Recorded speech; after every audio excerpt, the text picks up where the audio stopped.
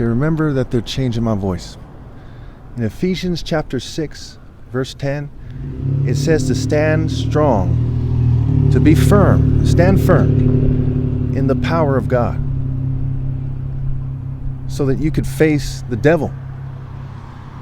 In chapter 6, it tells you to put on the full armor of God, so that you could face the devil. The helm of salvation, the breastplate of righteousness, the buckler of truth. And what happens when you slip into theater arts and propaganda and political lifestyles instead of truth? Then you live a lie. When you live a lie, you regret that lie. You look back at your life like, why was I doing that, instead of doing what is virtuous and respectable and honest and true? The word honest is like the word honed for a reason, because you're honing the truth. And the way to find God is to seek ye first the kingdom and the divine order, which is part of the kingdom. That's why the word kingdom has the word king in it. But it's also to tell the truth, to live righteousness. That's why the breastplate is over the heart, the breastplate of righteousness. So a lot of people don't understand these things. That's part of why I'm out here preaching in Santa Cruz by West Cliff, right? Yesterday I didn't have my mic with me, so a lot of the videos weren't that great quality. You know, and I'm not standing right there in the path of people, because yesterday I was, and I wasn't entirely comfortable, and there's kind of no need to be. I get kind of a bit better footage of the water. In fact, let me go over there just for a little while. So anyway, if one doesn't stand firm for what's right, they're living what's wrong. If one doesn't put on the full armor of God, then they put on the soiled rags of the devil. It is not money that makes one wealthy. It is righteousness.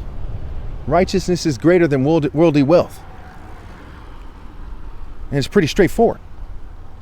When I look back at my life, you know, I've had money, I lived in a nice mansion and all that. It means nothing. That's not what I'm proud of. I'm proud of these countless years I spent being righteous, insisting that people do what's right while everyone is doing what's wrong. Insisting that people love each other in the right way instead of just some kind of political, broad path to destruction, foolish way.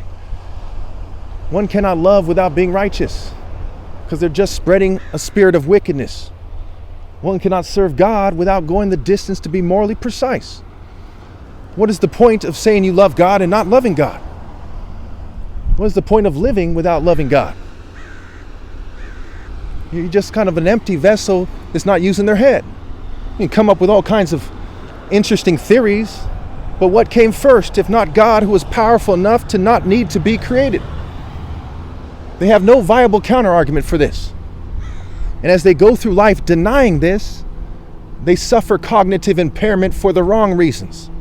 Not because they're persecuted and they're using some technology, or they're poisoning them, or they got beat up. They suffer cognitive impairment from denying the truth. And it affects their ability to do everything in life. Their ability to enjoy themselves. Their ability to discern. To figure out what is right and what is wrong. To live that. To hold themselves accountable. And to truly live in the spirit of courage, of justice, of discipline, of maturity, of righteousness. One should be walking in the way of righteousness along the paths of justice, or else where are they going? They're just going on a foolish path, wasting their lives. One has to have the heart to obey God, or they waste their lives. And when you waste your life, you may as well have never been born in the first place, because your brain suffers cognitive impairment when you don't do what's right. Moral intensity increases cognition. Morality is a play on words for more reality. If you don't live in reality, you live in a state of mental decadence, of spiritual depravity. Instead of cultivating your being for the purpose of being an agent of righteousness, you are just a servant of iniquity, following the paths of the rapacious wolves in sheep's clothes. One must have the heart to insist on what is right, to persevere, to endure.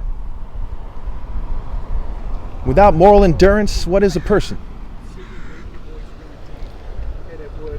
Without moral clarity, what is a person? Without insisting on justice, people suffer. 9 million people starve to death every year because the masses will not insist on justice. Instead, they insist on conformity, which is the main cause of their deaths. Excuse me. And who wants to be responsible for being slack in their work while the masses of the people suffer? Who wants to have that complicity? The word complicity is like the word city for a reason. Because if you're not right with the city of God, with God, then you're moving toward the city of the devil. In the spirit of failure. In the spirit of failing God. The word fall is like the word fail, because when you fall out of grace, you fail life's test. If you're not doing your best, you fail the moral test. And then where are you?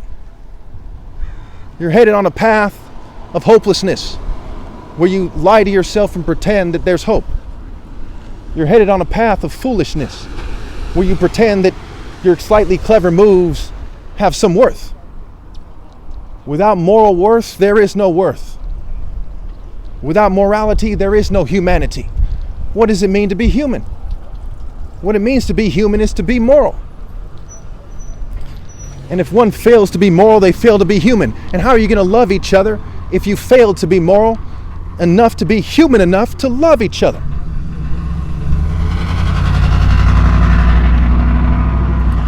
So at the end of the day, there's a reason why martial arts are about building character. The discipline to face adversity and to insist on what's right when everyone else is going the wrong way. When they pay people to sound cheesy and to try to play you out if you give a speech in public. But I insist on doing God's work no matter what sneaky trick they use. The word snake is the word sneak scrambled, because they do all kinds of underhanded and devious and malicious things to downplay the moral worth of God. God Almighty, who is greater than all other cultures combined. And no form of mockery will deter me. While you all insist on depravity and mocking me at times like that guy I rode by on the bike, I insist on what is right. And I proudly accept the consequences of my moral actions. So when I leave, it's in a timely fashion, not because I've been intimidated by the masses of people who are walking the wrong path on their way to an inhuman state of extreme depravity and selfishness, ignoring the suffering of the masses.